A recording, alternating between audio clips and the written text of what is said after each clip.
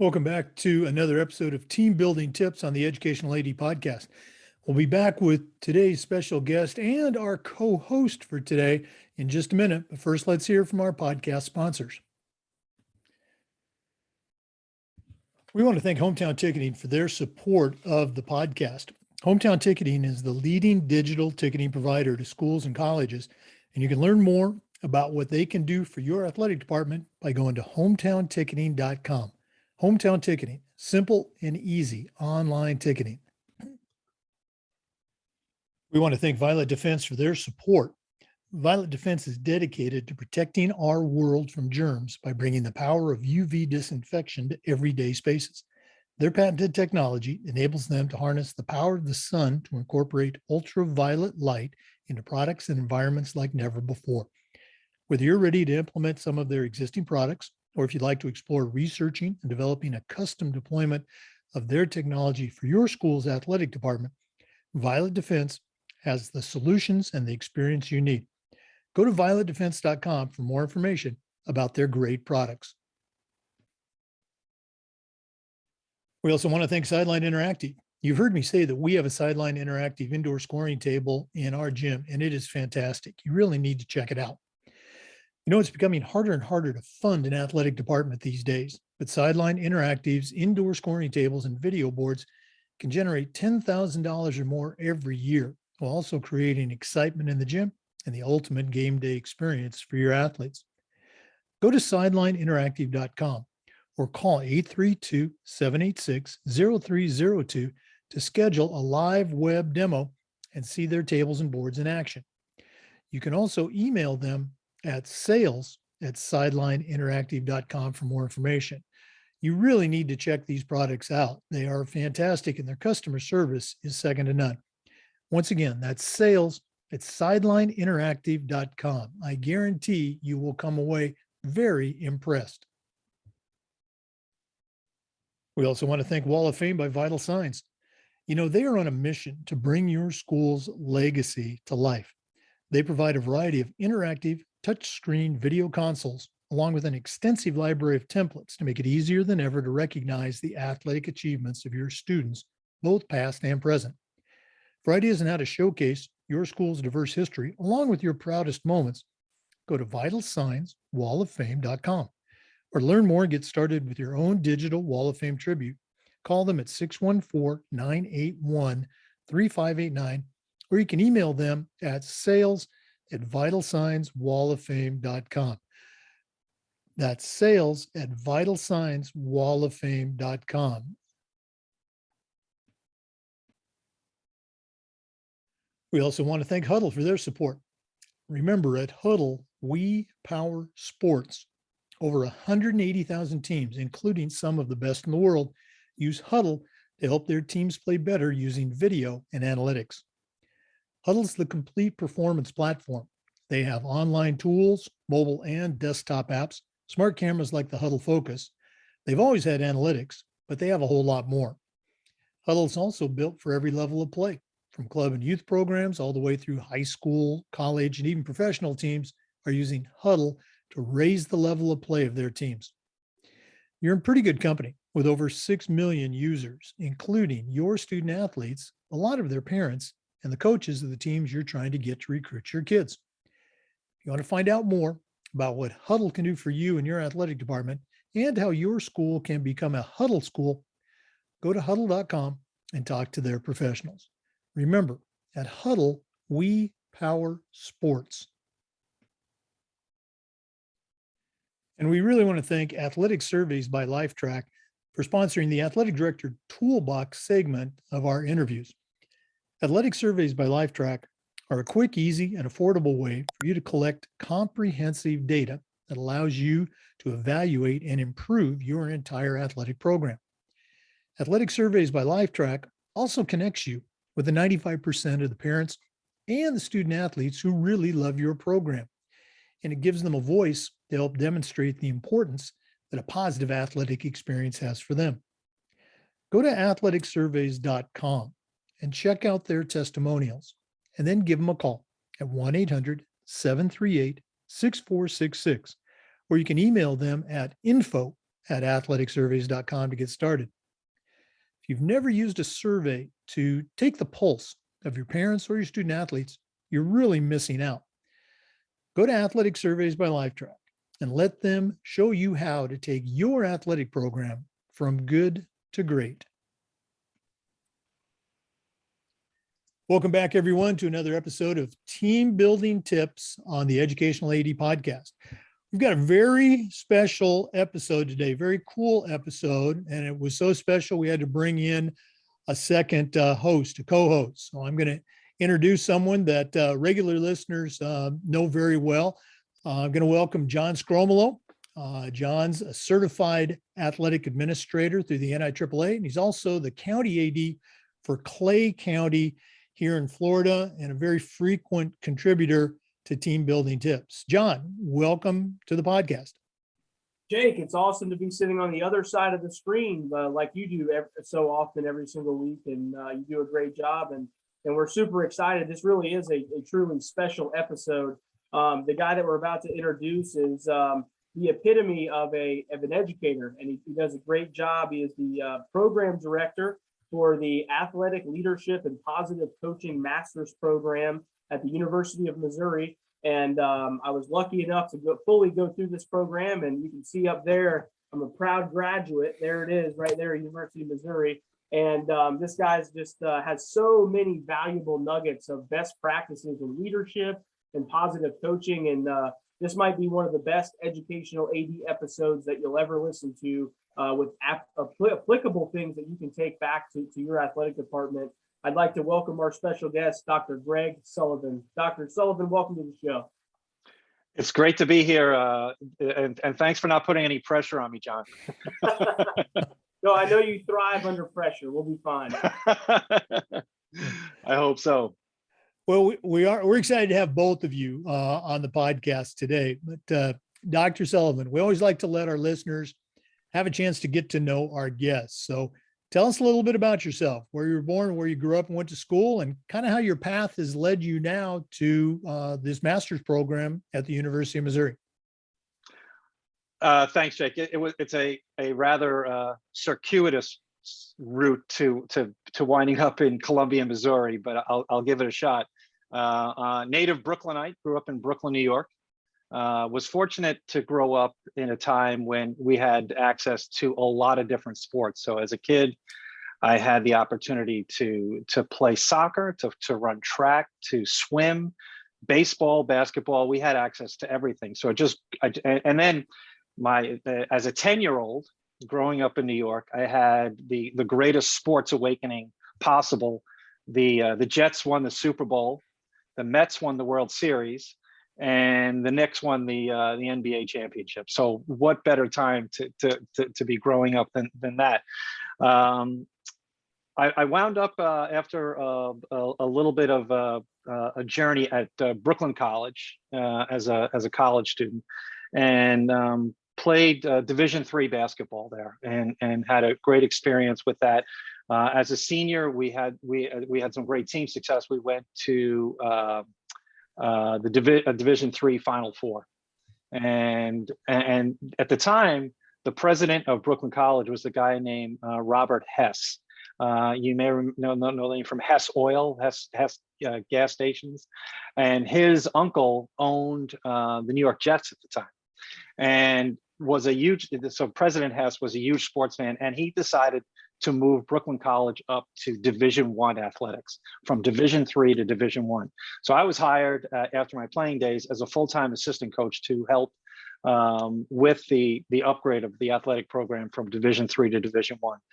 Primarily, my main job was recruiting and building a schedule. So I would get on the phone and I would call Jim Boeheim at Syracuse and say, "Hey, we're looking for a game. And he'd say, "Yeah, well, come on up. We'll give you some money. We'll beat you by 40, and and we'll all go home happy." And so we played at Notre Dame, at Michigan State, at University of Hawaii. We played anybody anywhere that would pay us basically a guarantee to show up.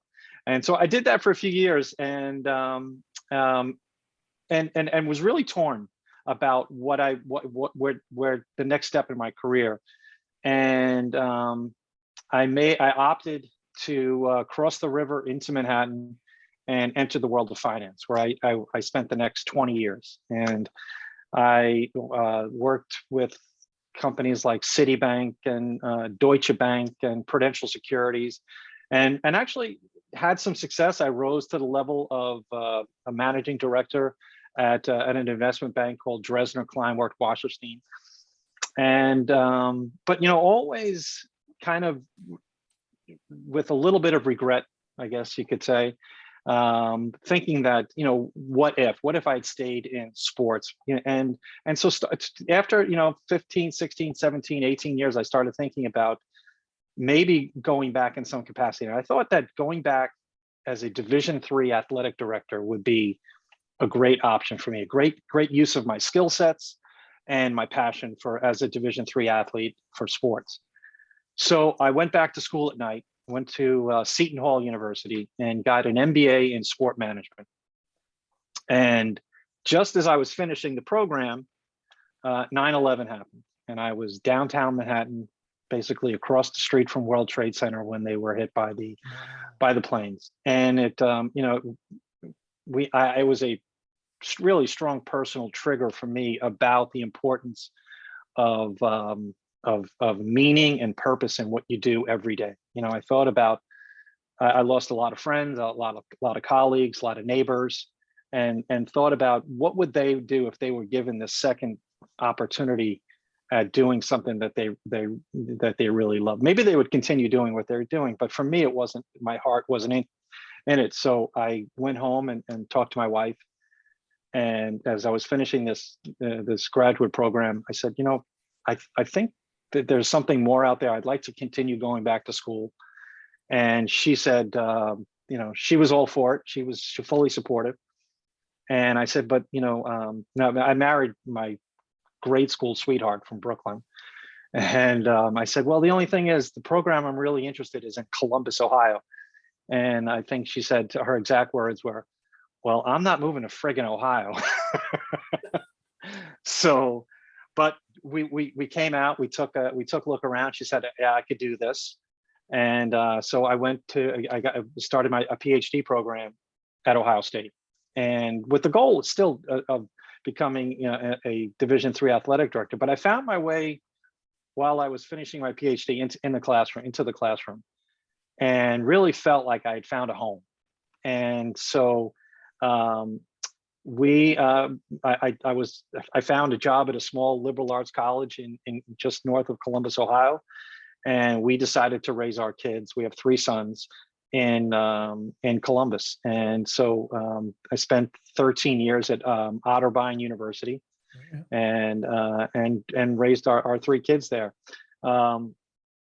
As we became empty nesters, our kids went off into the world. Actually, for a while, our 3 sons were all coaching college basketball at different levels. We had 2 Division III coaches and a Division I assistant coach. And so we spent a lot of time traveling to college basketball games all over the country. But I was approached by Ohio University about running one of their programs, a master's program down there. I did that for a few years, and then I got a call from Missouri when they explained to me what this program was all about. It's one of a kind. It's really unique. And I said, that's where I need to be. And again, I convinced this girl from Brooklyn to pick up and move from Columbus, Ohio to Columbia, Missouri, which was perhaps my greatest selling job ever. But I had always promised her our next move would be closer to the ocean. I just didn't tell her which one. So that's what led me to Columbia, Missouri, and this program. I will say that in terms of understanding your world, just a little bit of high school athletic directing. While I was at Otterbein, I proposed a sabbatical leave, and it was approved to do some research. And I got a call from the principal of our local high school that because of one of the administrators was going to on had to do some military service, fulfill their military service, and they had to jockey and move people around. It left them without an athletic director for a year. And would I consider serving as their athletic director at Upper Arlington High School in Upper Arlington, Ohio, which is basically Columbus. It's a large suburban high school, 2,000 plus kids, 32 varsity sports. And I guess the polite term is perhaps the most engaged parents I've ever come across. So I have some understanding of what it's like to live the life of an athletic director. So that's how I wound up at Columbia, Missouri. Wow, a whole bunch of stuff that we just don't have time to go into. I'd love to go into that transition from D3 to D1. Talking about Missouri, I actually, worked in Missouri Valley College over in Marshall, a little bit to your west, back in the 90s, teaching and coaching.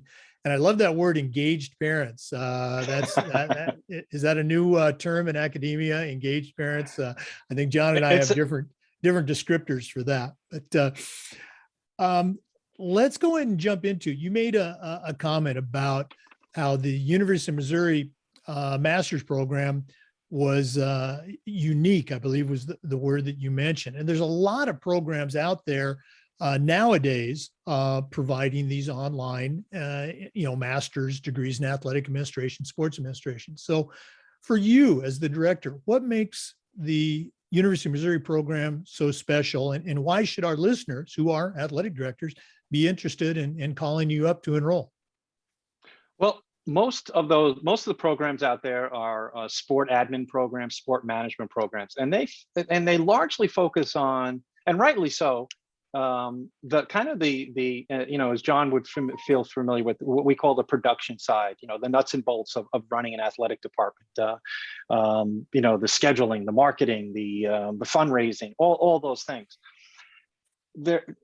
We also have the people side of leading and directing, and this program focuses almost solely on the people side of the equation. And so if you're looking for a program that's going to go through the nuts and bolts of becoming an athletic director, this is probably not the program. If you're interested in becoming and in learning more about the people side of the business, where we really have not spent a lot of time on in education, this is the program for you. It's really focused on the relationships that with people with whom you work with coaches, and ultimately with sometimes directly, but mostly indirectly, with athletes. We're going to do this at the end of the podcast, but if somebody wanted to reach out and find out more about the program, or just pick your brain a little bit as a fellow athletic director, what's the best way that they can get in touch with you? Easiest way, my email address is pretty easy. It's gsullivan@missouri.edu. Okay. All right. John, I think you were going to share a little bit about your experience as a student, as a graduate of the program. Yeah, so thanks, Jake and Dr. Sullivan. It was so exciting to relive your past. It's just such a cool journey and a cool story, and just a true testament of how important it is to I mean this humbly, but we got to put ourselves first. In the program, we always talk about self-efficacy and how important it is to have that passion and that meaning and that purpose in what you do. And leaving the financial industry for such a long period of time really tells me that you ended up where you were supposed to be. And I can just say, by the way that you operate on a day-to-day basis as a professor, as a program director, you truly do lead with passion, and I can appreciate that as being a program graduate. I will say this, that I came in during COVID. It was kind of like March of 2019 was really the time where I was kind of a crossroads for me, where it was like, okay, I know after playing professional baseball and starting my career, now it's the time I have to go ahead and get this master's degree, because I knew it was going to be a requirement to continue my career development, which is, I'm sure a lot of people in the program get a master's degree for the same reasons. But I was shopping around and looked at a lot of different programs and stumbled across this this program through the University of Missouri, and for all of our athletic administrators, there's really something. There's a lot of great programs out there, but there truly is something to be said for a program from a school that's in the SEC, that's well known as a Power 5 school, and then but way more than that. I was very surprised, to be honest, to know that the professors in this program are actually industry professionals. One of the first classes that I took was administration of sport programs, and Dr. Sullivan, as he mentioned, this program is heavy in leadership, it's heavy in psychology, which is the best part, in my opinion. But there's also little nuggets here and there of psychology of dealing with injured athletes, gender issues in sport, sport admin. Well, my sport admin professor was Dr. Brian Maggard, and I didn't know who that was. So I go on Google and I always look people up, and I Google Dr. Brian Maggard.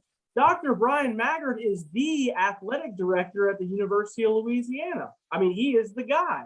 For all of our people down here in Florida, the Gators just hired Billy Napier, who was the football coach for Brian Maggard. So Right.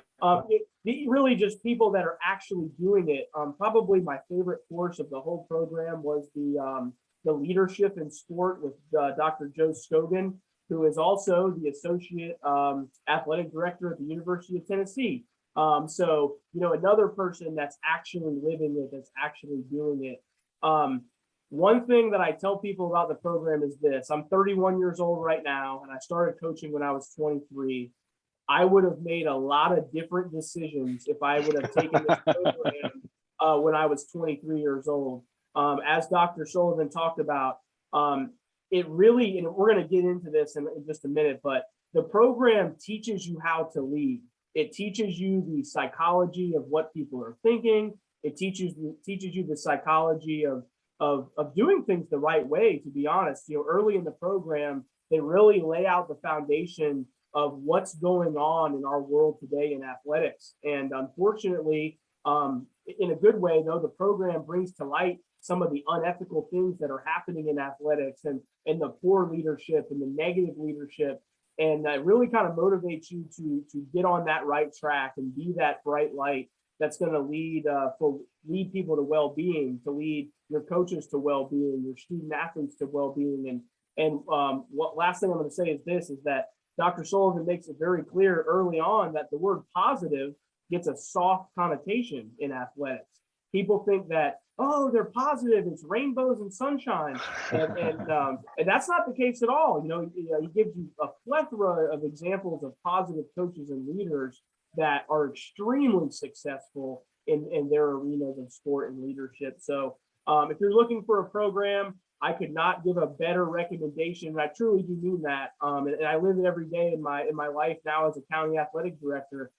Anytime I can incorporate some of the things we're going to talk about in the next portion of this podcast, I do.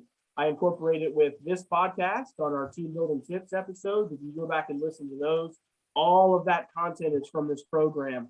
And then our monthly meetings with our 14 athletic directors, we always have a leadership component where we're trying to improve our leadership ability. So can't say enough great things about the program, and I'm looking forward for the next few moments to talk about some of those specifics.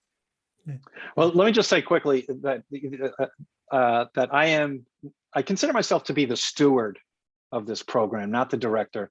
It was started by a guy named Rick McGuire, who was a renowned track and field coach here at Missouri, coached in the Olympics, coached many Olympians. And he was also a sports psychologist, Dr. Rick McGuire. And he believed that there was a better way. There was a better way through the kind of a fusion of sport and performance psychology, positive psychology, coaching theory, leadership theory for everybody involved, not just athletes, but coaches, administrators, and athletes to experience both optimal performance and optimal well-being. And if we put all these tools together, that's the potential outcome. And we do it by, in an academic way. We try and bridge this gap between theory and practice. And John, I'm sure you can talk about how much you learned in terms of how much research is being conducted and produced out there, but none of it gets to the people who can really use it.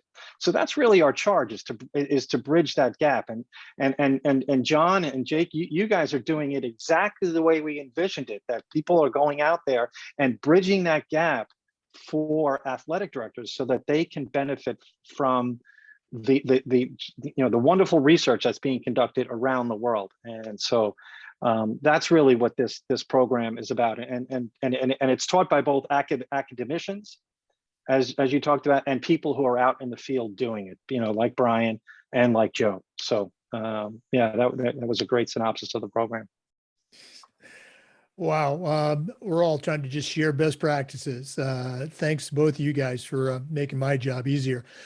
We're going to take a quick break, but when we come back, John and Dr. Sullivan are going to go into some of the specifics about the University of Missouri Positive Coaching Program. So please stay with us. This is Team Building Tips on the Educational AD Podcast. We want to thank Sideline Interactive for their support of Team Building Tips and the Educational AD Podcast. It's getting harder and harder to fund an athletic department these days, but Sideline Interactive's indoor scoring tables and video boards can generate $10,000 or more every year, while also creating excitement in the gym and the ultimate game day experience for your student athletes. Go to sidelineinteractive.com or call 832-786-0302 to schedule a live web demo and see their tables and boards in action. You can also email them at sales@sidelineinteractive.com for more information. That's sales@sidelineinteractive.com. I promise you will be very impressed. We also want to thank Huddle for their support. Remember, at Huddle, we power sports. Over 180,000 teams, including some of the best in the world, use Huddle to elevate the play of their athletes and their teams using video and analytics. Huddle's the complete performance platform. They have online tools, mobile and desktop apps, smart cameras like the Huddle Focus. Of course, there's analytics and a whole lot more. Huddle's also built for every level of play, from club and youth programs all the way through high school and college teams, and even professional programs are using Huddle to help their teams play better. You're in pretty good company with over 6 million users, including your student athletes, a lot of their parents, and the coaches of the college and university teams you're trying to get to recruit your kids. If you want to find out more about what Huddle can do for you and your program, or how your school can become a Huddle school, go to huddle.com and talk to their professionals. Remember, at Huddle, we power sports. Welcome back to Team Building Tips, very special episode. John Sgromolo, Clay County Athletic Administrator, is our co-host, and our guest today is Dr. Greg Sullivan from the University of Missouri's Positive Coaching Master's Degree Program. John, you're going to take this segment. All right, Jake, appreciate it. Well, Dr. Sullivan, we talked about the kind of shell of what the Positive Coaching and Athletic Leadership Program is at the University of Missouri, but I really want to try to share with our listeners, some of the more intricate parts of the program that are tangible, that our ADs that are listening can actually take with them and use. And obviously, we only have so much time, but kind of give them a taste of what they would be learning in the program and just best practices. So the first question that I have for you is about coaches. As athletic directors, many of us lead sometimes small departments of coaches, 10 to 15 coaches, and sometimes large, upwards of 60 to 70 coaches that are under our leadership. What are some ways that athletic directors can lead from a place of significance and well-being for the betterment of their coaching staff?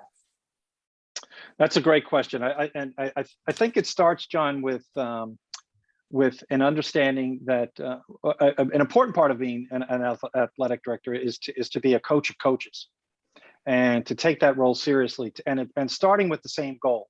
And the goal for most of us is that we want our athletes to have a great experience. We want to help them in becoming the best version of themselves, not only as athletes, but as people as well. So it's important for athletic directors to consider coaches as performers as well, just like coaches consider athletes performers, and to understand that there's important psychological needs that need to be met in order for them to be at their best, for coaches to experience growth and well-being, that those important needs need to be have to be satisfied, and that we want to create atmosphere, we want to create cultures where coaches feel like they're supported, and they're provided the opportunity to grow both in how they coach their sport, the understanding of the sport itself, which is important, but also in how they are best able to deal with people so that they experience growth and well-being as well. So it's important for athletic directors to have an understanding of some of the important psychological principles that are going to help our coaches as performers. One of the things that you just mentioned that really rings true from my remembrance of the program is how you coach the worst player on your team has to be how you coach the best player on your team. And when I say that, I mean in terms of effort and intensity, right? I think sometimes, especially in the high school world, we lose that intensity. We lose that intensity with our worst player, but it's easy to have intensity with the best player. Now, obviously, you're going to coach those two people based on their individual needs, which is the next layer of that question, I think, is really taking the time as a leader to tailor a plan for each individual person. And that's tough to do, especially in the high school world, because time is so limited. So that's very good. I think that's something that our listeners can definitely take with them is, leading them to that well-being piece. Just one more little quick nugget on that question. Just explain a little bit about how an athletic director can think regarding their high school coaches with limited time, and what are some ways they could probably, that they could give well-being away from the field and court to those coaches? Well, I think it starts at the most basic level, that coaches need to take care of themselves, in a physical way, how they eat, how they move, how they sleep, and they also need to approach their day-to-day coaching activities from a place of their own well-being. So understanding what well-being is it comes from the importance of need satisfaction, psychological need satisfaction, but also, as you know, John, we spend a lot of time in the world of positive psychology, and we've found that there are elements that lead to higher levels of well-being, and so we rely on the work of Marty Seligman pretty heavily, and his PERMA model.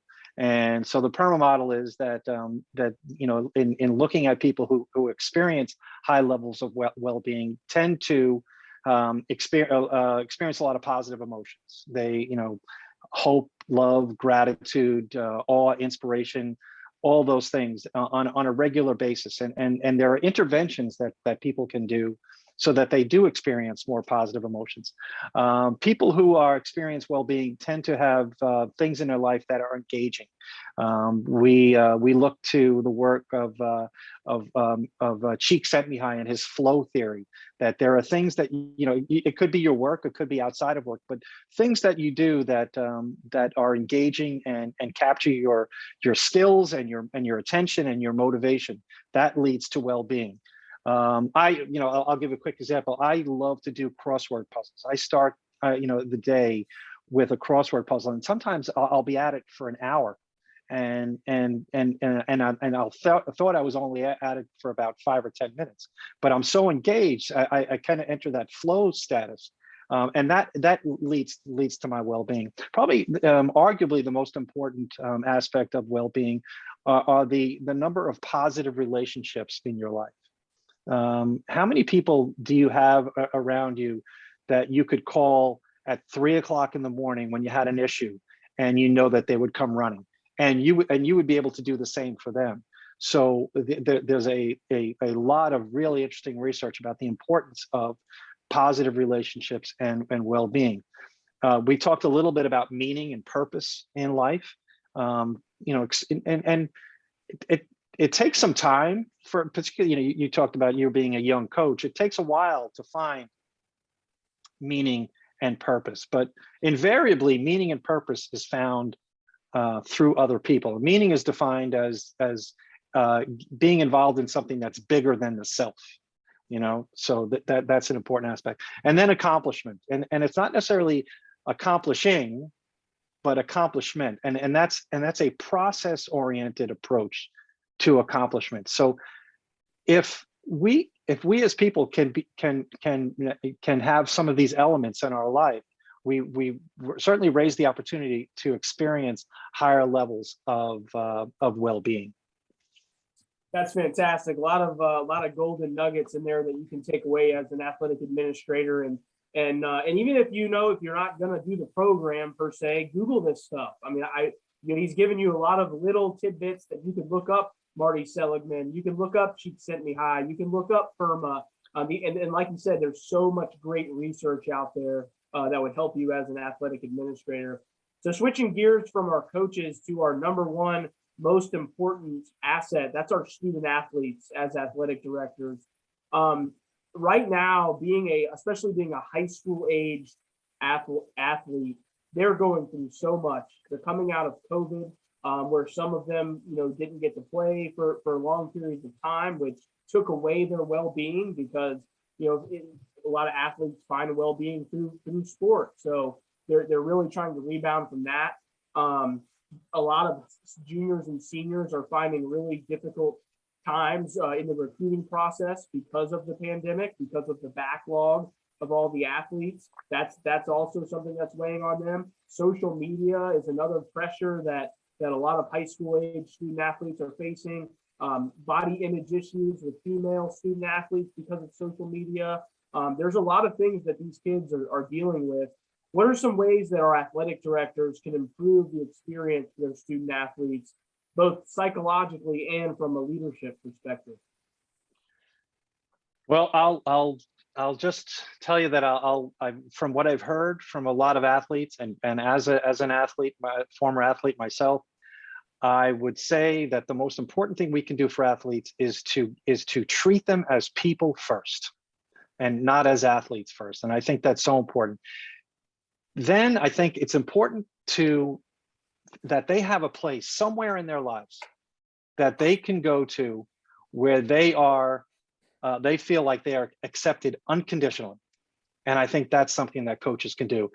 As I mentioned, I have 3 sons that were in coaching, and they asked me, what advice I could give them as they start their coaching careers. And what I told them is that, see if you can find a way to make the hour and a half or 2 hours that you spend in practice the best 2 hours of their day, that this is the highlight of their day.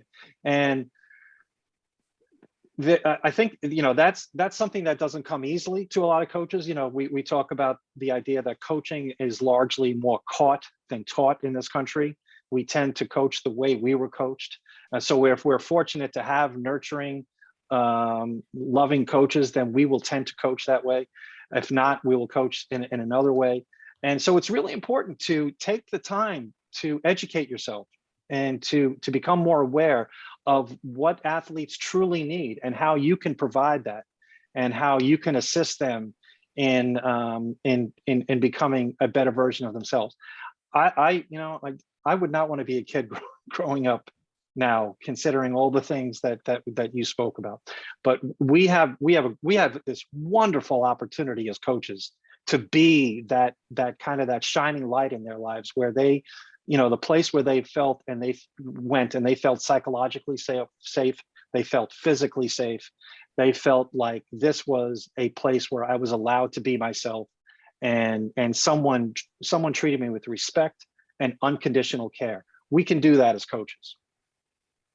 No question. And the quote that has been used many times in the program is "Other people matter." And I think that when we start as athletic administrators, then that is guiding principle, and that's our mission statement. We're going to lead from a place of positivity and well-being. A lot of good ones there. So finally, Dr. Sullivan, the role of the athletic administrator has been stretched probably as thin as any occupation in our nation, with so many duties and so little time. And then also, it's definitely one of those positions that's not exactly lucrative, but nevertheless, there is a lot of intrinsic reward in leading an athletic department. What are some ways that I want you to talk about two things? One, your research with athletic directors burnout is very interesting. So if you can talk a little bit about that. And then secondly, how can our athletic directors take better care of themselves and help guide themselves to well-being? Well, it's really funny. What inspired my research in athletic director burnout was becoming an athletic director. And at Upper Arlington High School, the athletic director was a pretty well-paid position. But when I got there, they had experienced really high turnover. And I thought, wow, I wonder what's going on. And so I did more research, and I found out that state after state after state, turnover is really high. And so we found a couple of interesting things, which I'll talk about. But first, I think the first thing that athletic directors need to do is to change the culture of athletic directing. That we see the athletic directors, if they work an event and they don't get home, let's say it's where they have to travel to see their team play, and they don't get home till 11:30 at night, and yet they're back at their desk at 7 o'clock the next morning. I think we have to really accept the idea or the concept that self-care is not selfish. That the better able I am, I can take care of myself, then the better I can take care of others. Another thing that we throw around a lot in our program, John, you've heard it many times, is that you can't serve from an empty vessel. So that if I'm empty, if I have nothing to give, then I can't take care of others. So we lose a lot of good people because this job, athletic directing, doesn't enable you to eat well, to sleep well, and to find some time to exercise and take care of yourself. So I think we need to really shift, have a little bit of a mind shift as far as the culture is concerned, that is an important aspect of the job, to take care of yourself. In our research, what we found was there was a strong relationship between a lack of competency, of feeling like you were doing the job well, and athletic director burnout. So, one thing I learned is that people are very quick to tell the athletic director what a terrible job she or he is doing. The parents that are coming to see you invariably are not coming to tell you what a great job you're doing. So we need to, and we get feedback from coaches and players, and it's usually not very positive. So we need to figure out our own metrics of success, and really starting with your purpose and meaning for being an athletic director, your personal why, and to harken back to that when things do get difficult. What am I trying to do here? Am I accomplishing that? Are our coaches having a good experience? Are our athletes having a good experience? And to make sure that you have some metrics in place to continually measure your success, and to say, yeah, I am doing a good job here, and I am accomplishing what I set out to accomplish as the athletic director.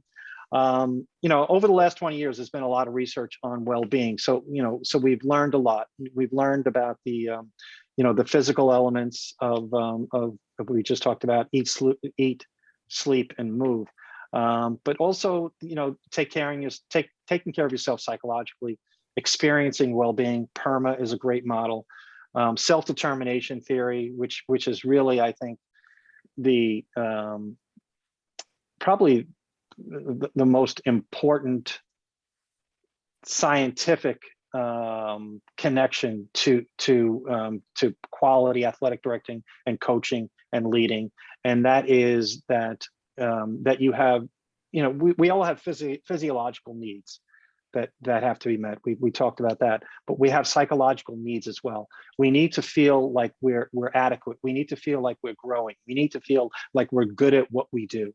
We need to feel like we have some say, some sense of agency or autonomy in what's going on.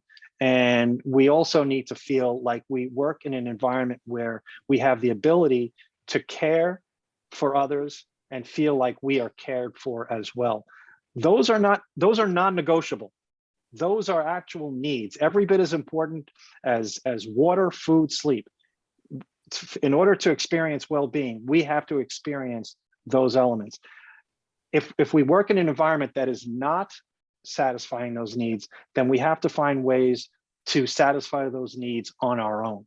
And that's really crucial to, particularly to a profession that has a high level of burnout, has a high level of good people leaving the profession way too early. Yeah, no question. I think you talk about redefining the role of the athletic administrator. As a first year AD when I was 26 at Ridgeview High School, one of the things I found out really fast was I could not be everyone's everything. And it was very hard to let that go from my mind, that because I wanted to be, Johnny on the spot, no pun intended, but I wanted to be there when the phone rang and immediately reply to emails. And my wife was actually the one that reminded me that 24 hours is an acceptable time to return someone's phone call or email. And even now in this position as a district athletic director, working with 14 schools and a lot more people, 6,000 student athletes, it really gives you perspective of the vessel example. Whereas, I'm a new father. My son's 3 months old, so you have to really take a step back, and time management is of the utmost importance to make sure that when you are on the job, you're doing a good job and you're maximizing your time. I think that's important. If you want to know more about self-determination theory, we covered that in team building tips in some of the earlier episodes on this podcast. Not as eloquently as Dr. Sullivan just did, but more of a lower level AD example, I guess you could say. So it's definitely something to check out. But yeah, no, that is all very, very good stuff of how athletic directors can improve their well-being. So great job, Dr. Sullivan. We appreciate that. Jake, we'll turn it back to you. Well, I've just been sitting back and enjoying it. Both you guys, John, it's always great to share ideas with you. And Dr. Sullivan, very, very good stuff. But we're not done yet. We always like to wrap up with what we call the athletic director's toolbox. And, based on what you shared with us today, you certainly know your way around the world of athletics. But in just a minute, I'm going to challenge you to send out a brand new athletic director on their very first job.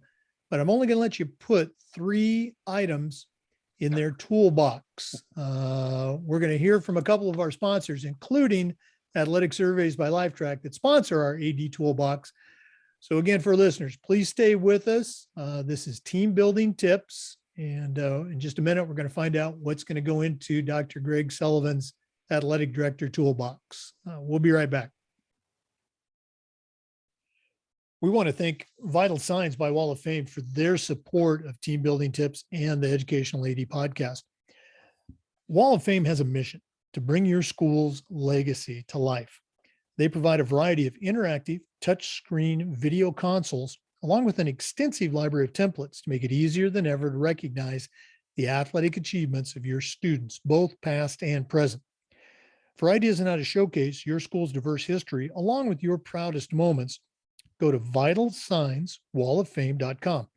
Or to learn more and get started with your own digital Wall of Fame tribute, call 614-981-3589, or you can email them at sales@vitalsignswalloffame.com. That's sales@vitalsignswalloffame.com. You will come away very, very impressed. And we also want to thank Athletic Surveys by Lifetrack for sponsoring the Athletic Director's Toolbox segment.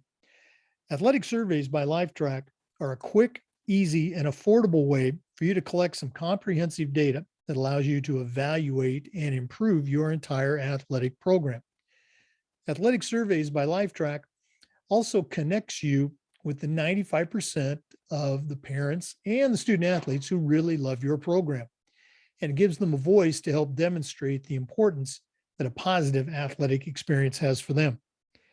Go to athleticsurveys.com and check out their testimonials, and then give them a call at 1-800-738-6466, or you can email them at info@athleticsurveys.com to get started. If you've never used a survey to take the pulse of your parents or your student athletes, you're really missing out. Talk to the folks at Athletic Surveys by Lifetrack and let them show you how to take your athletic program from good to great.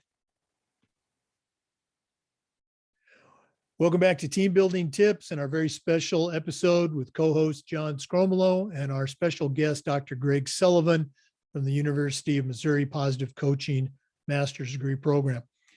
Dr. Sullivan, right now, I'm going to challenge you to send out a brand new athletic director, but I'm only going to let you put 3 things in their toolbox. What 3 items are going to go in Dr. Greg Sullivan's athletic director toolbox? All right, Jake. I think the first thing that that I would give to a young AD would be complementary help, meaning the opportunity to surround yourself with people who have strengths that you don't have. So when I was the athletic director at Upper Arlington High School, I had I'm not a very organized person, but I was fortunate to work with a woman who was incredibly organized, and so that she made my life infinitely easier to focus on some bigger picture items. She, on the other hand, was not very empathetic to parents when they came up to the office, because she wasn't, her kids weren't athletes, and she didn't understand the importance. And so she learned from me how important this is to parents, and to build a little bit of empathy. So surround yourself with, use your self-awareness. What is it I do well? What is it I don't do well? And then, if possible, surround yourself with people who can complement your strengths, and you can complement their weaknesses as well. So I think that's really important. Not everybody has access to hiring a staff, but if you can avail yourself of some local sport management programs, get some interns, some kids that can that are interested in the field, that you can you can use that approach to bring in people that are going to help you as an athletic director. I think that's would be at the top of the list. Second thing would be a clear and distinct leadership philosophy.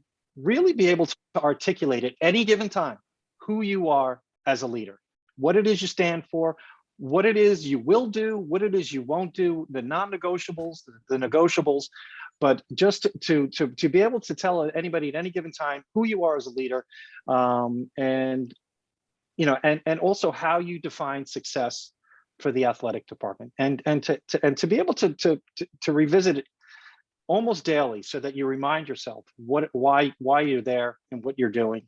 I think that's really important. Third tool that I would give a young athletic director would be the ability to be kind and patient to yourself. I think there are too many stakeholders to please as a high school athletic director, and that's a huge challenge. The job requires a lot of thick skin, but it also requires a lot of self-compassion. And I think, John had talked earlier about, just trying to please everybody. It's not possible. Don't even take that on as something that's reasonable. And we have, we need to be aware that we do have a natural negative bias. I remember when I first got into teaching, I had 20 students in the class. 19 gave me glowing reviews, said this is a great class, this is a great professor. One student killed me. Worst class, worst professor, this guy, get him out of here. And I would lay awake at night thinking about that one student. And finally, my wife said, you know, maybe you should spend a little bit more time thinking about the 19 rather than the one. And I think that's important for athletic directors, that there's going to be a lot of people really happy with your work, and there's going to be some that are not. That's you've got to be kind and compassionate to yourself. Well, And if I could, oh yeah, absolutely. sorry, if I could give a fourth tool, I think that education. We offer at our program a master's in education in all this stuff. I mean, this is what we do. And so I think a fourth tool I would tell this young athletic director to enroll in our program, and it will be send him off on or her off on a career trajectory that they'll never regret. Well, absolutely, and the proof is right in front of us today with one of your graduates, John Sgromolo. Okay, exactly. Great tools. And again, I could really relate to that about trying to find good people either within your department or locally or someplace else. And your story about that evaluation, I think I've shared this with John. We've taken these toolbox suggestions and we put them into a book called The Athletic Director's Toolbox. And there were a number of very positive reviews on Amazon, but there was one person, and it's anonymous. They give me a 3 stars out of 5. I'm just, what the heck's going on? What's the matter? So we always tend to look at those negative things instead of, reveling in all the positive things that do make up our job. I think the 3-star person wanted some pictures of the AV toolbox. Well, we have a choice. We can look at the glass as being half full. We can look at the glass as being half empty, or we can be really grateful we have a glass. And so I think just being grateful is a great start. Yeah, no, absolutely. Dr. Sullivan, thank you so much for spending some time with us. If one of our listeners wanted to reach out and pick your brain athletically or find out more about the University of Missouri program, how can they get in touch with you? Well, they can get in touch with me directly, and I'm happy to correspond with anybody who has an interest. My email address is probably the best way. It's gsullivan@missouri.edu, gsullivan@missouri.edu. We're also on Twitter at Coaching Mizzou. We are also, if you Google Mizzou Positive Coaching, that will lead you to our websites that talk about the program, that detail our courses, and even have information about applying. So I think those are probably the easiest ways to do that.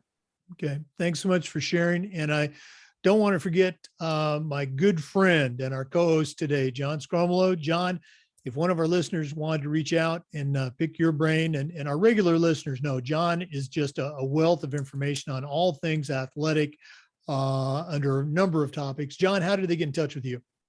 Well, Jake, before that, that's all well and good. I have to personally thank Dr. Sullivan for doing this. I understand how busy he is, and if you do email him, he will get back to you extremely quick. That's one thing about the University of Missouri that I appreciated, even though it was a fully virtual program. There was a lot of Zoom action. There was, just great communication from the university, even through the graduation process. Because I have heard in other programs that's something that's tough sometimes. So really appreciate that. Dr. Sullivan's always, even to this day as an alumni, I have his personal cell phone and he texts me right back, and it's just been so fun. And Dr. Sullivan also you probably appreciate this, just by having this Zoom call and recording this podcast, my cup is now refilled. It's just one of those. It's just one of those things that, you have such great memories with coaches and teachers and professors, and reconnecting means something. So I think one of the things I've taken away from today that I would like to share with the audience is, if there's someone that's made an impact on your life that you haven't talked to in a while, pick up the phone and give them a call because it could really make all the difference. But if you want to get up with me on Twitter at Coach Sgromolo, or as always, you can email me, john.sgromolo@myoneplay.net, or give me a phone call, 904-336-6946. Make sure you follow Coaching Mizzou. Dr. Sullivan does a great job with sharing content and connecting with just a lot of great things that have to do with the program, and it's a great follow. So make sure you do that. But once again, Dr. Sullivan, thanks again for joining us. My absolute pleasure. It's great spending time with both of you guys. Oh, well, thanks to both of you. For our listeners, remember the Zoom recordings of all of our interviews are uploaded to the Educational Athletic Director podcast on YouTube. We appreciate you listening today. Come back again next time for another episode of Team Building Tips on the Educational AD Podcast. And we want to thank our good friends at Hometown Ticketing, the leading digital ticketing provider to schools and colleges. You can learn more about what Hometown Ticketing can do for you and your athletic program by going to hometownticketing.com. Hometown Ticketing, simple and easy online ticketing.